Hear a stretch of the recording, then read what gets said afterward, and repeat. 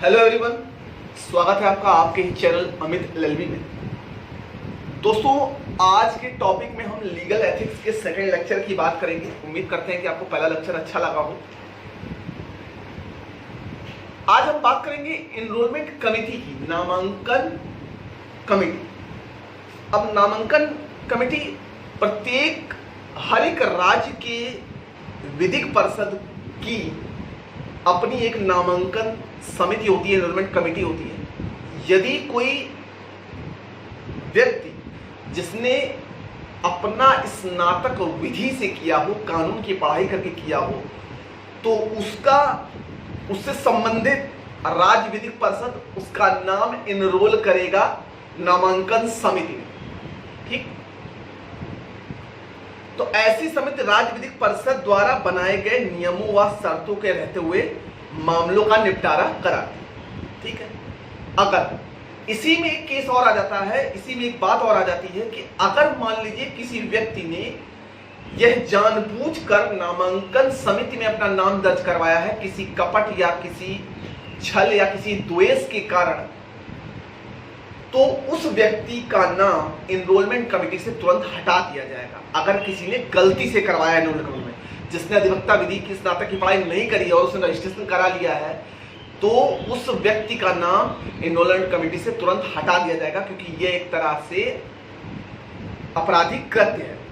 ठीक है, अच्छा, अब इसी में एक अगला टॉपिक आता है कि अधिवक्ताओं के समाज के प्रति कर्तव्य। अब इस टॉपिक में अगर हम 2-4 घंटे भी बोले तो भी कम पड़ेगा, लेकिन हम इसको बहुत ही आसान भाषा में समझना चाहेंगे कि अधिवक्ताओं का समाज के प्रति कर्तव्य क्या है। कि यदि कोई व्यक्ति अधिवक्ता बनता है तो वह किसी भी व्यक्ति के मौलिक अधिकारों का या उसके विधिक अधिकारों का अगर उल्लंघन कोई करता है तो वह उसको बचाए, विधिक अधिकारों का उल्लंघन होने से न्यायालय से उपचार दिलवाने में मांग करे। लेकिन अब जैसे कि समय स्थिति चल रही है, किताबों में बातें जो लिखी हैं वो किताबों तक ही सीमित है। वास्तविकता सभी लोग जानते हैं कि अधिवक्ता समाज के प्रति क्या करता है।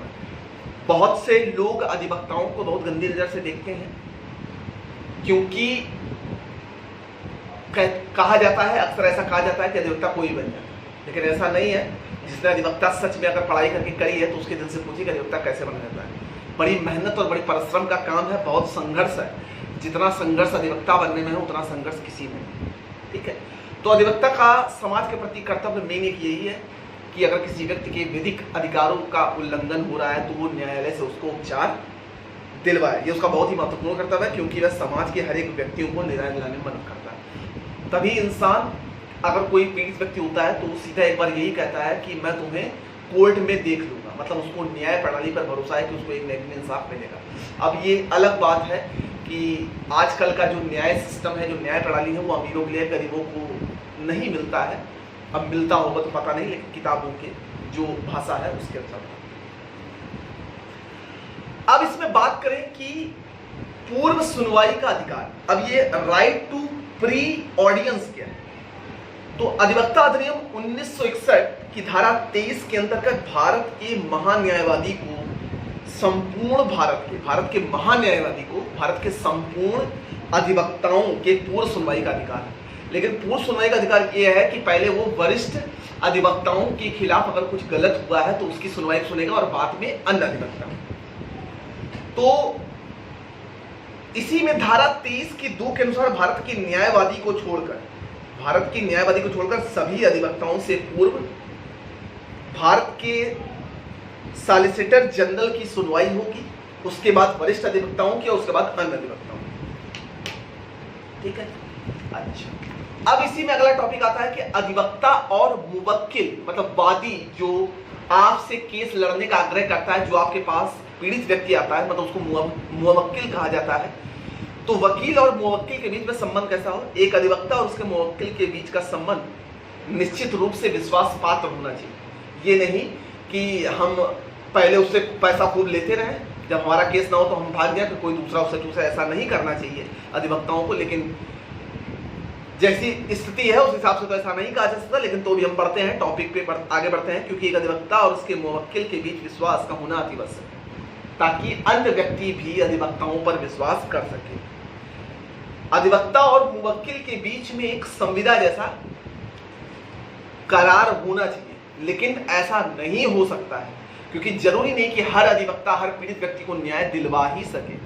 हो सकता है कभी कभी जिसने अपराध किया है वो भी अपनी जान बचाने के खातिर अधिवक्ताओं को ही चुनता है। तो हर अधिवक्ता चाहता है कि हम अपने वादी को, हम अपने क्लाइंट को, हम अपने मुवक्किल को किसी न किसी तरह से एट एनी कॉस्ट न्याय जरूर दिलवाएं, ठीक है, तभी वो अधिवक्ताओं को चुनता है। कोई नहीं चाहता कि हमें सजा हो, चाहे वो अपराधी हो चाहे वो पीड़ित व्यक्ति हो। लेकिन जैसा कि समय चल रहा है उसके अनुसार देख। अब इसमें हम बात करेंगे कि अधिवक्ताओं की पोशाक क्या है। सभी जानते हैं कि अधिवक्ताओं की पोशाक जो कचहरी में है,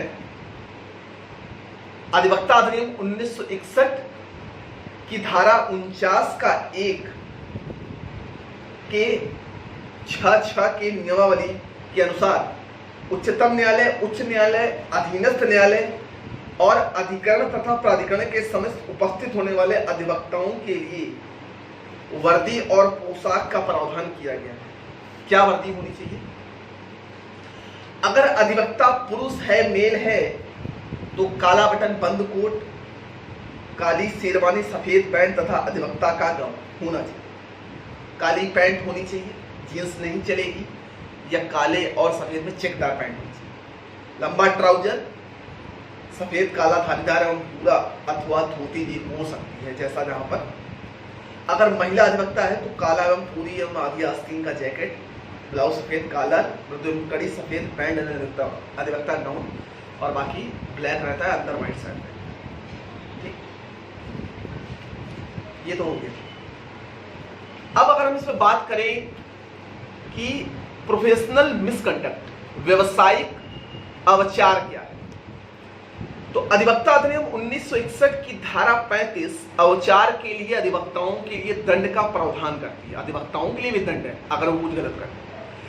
यदि परिषद के पास ये विश्वास करने का कारण हो कि उसकी नामावली का कोई अधिवक्ता व्यक्ति के अन्य अवचार का दोषी रहा है, तो राज्य विधिक परिषद मामले को अपने अनुशासन समिति का निपटारे के लिए निर्देश करेगी। और यह धारा यह भी स्पष्ट कर देती है कि राज्य विधिक परिषद अपनी अनुशासन समिति के समक्ष लंबित किसी कार्यवाही को या स्वप्रेरणा से किसी हितबद्ध व्यक्ति द्वारा किए गए आवेदन पर वापस ले सकती है। अगर कोई अधिवक्ता गलत काम करता है तो, या न्यायालय की अवहेलना या कंटेम्प्ट ऑफ कोर्ट करता है तो शिकायत उसकी खारिज कर सकती है। यदि राज्य विधिक परिषद की प्रेरणा पर कार्यवाही आरंभ की गई थी तो वह निर्देश दे सकती है कि कार्यवाही फाइल कर दी जाए। अधिवक्ता को भर्त्सना का दंड भी दे सकती है।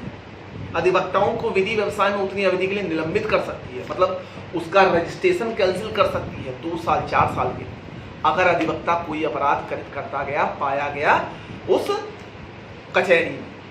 अधिवक्ता का नाम अधिवक्ताओं की राज्य नियमावली से हटा सकती है अगर वो करता है। अब इसी में एक केस आता है स्टेट ऑफ पंजाब बनाम Ram Singh, all India reporter 1992 supreme court 2188 के मामले में उच्चतम न्यायालय ने अवचार के अर्थ में व्याख्या करते हुए कहा कि अवचार का मतलब व्यवसायिक मतलब अगर कोई व्यक्ति कोई ऐसा अपराध करता है, अधिवक्ता को अनुचित तथा गलत व्यवहार, अवैध व्यवहार, आचार संहिता के नियमों का उल्लंघन इत्यादि के रूप में हो सकता है। अवचार एक बृहद अवधारणा है। किसी आचरण को अवचार में रूप में लिए जाने पर आवश्यक है कि उसमें नैतिक अधमता संलग्न हो।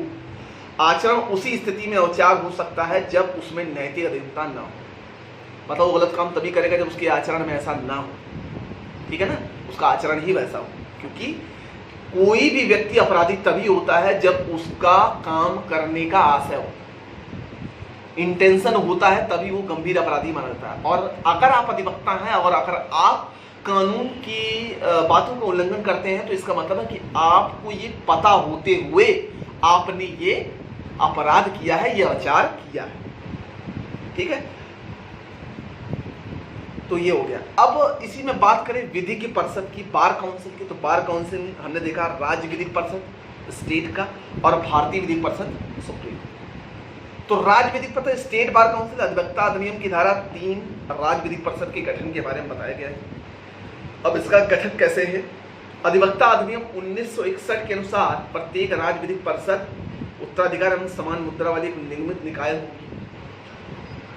दोनों प्रकार की संपत्तियों का अर्जन निर्धारण करने के लिए संविदा करने की शक्ति प्राप्त होगी। ठीक है। धारा 6 के अनुसार राज्य विधिक परिषद अपनी नामावली में अधिवक्ता के रूप में व्यक्ति को प्रविष्ट करने की, मतलब कोई भी राज्य विधिक परिषद अपनी नामावली में अधिवक्ताओं के नाम को प्रविष्ट करेगी, अंकित करेगी। ठीक है। अब इंडियन बार काउंसिल क्या होता है? ये आता है अधिवक्ता अधिनियम की धारा 4 में आता है कि इसके बारे में गठन, इसका प्रावधान दिया गया है। अब इसके गठन का मेन कौन कौन होगा? भारत का महान्यायाधीश पदेन सभापति होगा, भारत का महासोलिसिटर पदेन सभापति हो सकता है। प्रत्येक राज्य विधिक परिषद द्वारा अपने सदस्यों निर्वाचित एक सदस्य, हर एक राज्य की विधिक परिषद से निर्वाचित सदस्य इंडियन बार काउंसिल में, ऑल इंडिया बार काउंसिल में बैठता है। ठीक है। तो ये हमारा इंडियन बार काउंसिल हो गया और स्टेट बार काउंसिल। तो दोस्तों उम्मीद करते हैं कि आपको मैंने जितनी बातें बताई होंगी, जिसने यहाँ तक वीडियो देखा होगा उसको वीडियो पसंद आया है तो शेयर जरूर करिएगा। तब तक के लिए धन्यवाद, अपना ख्याल रखिए। मैं इसी तरह आपके लिए वीडियो लाता रहूँगा। नॉलेज मिले तो उसको शेयर जरूर करिए। Thank you.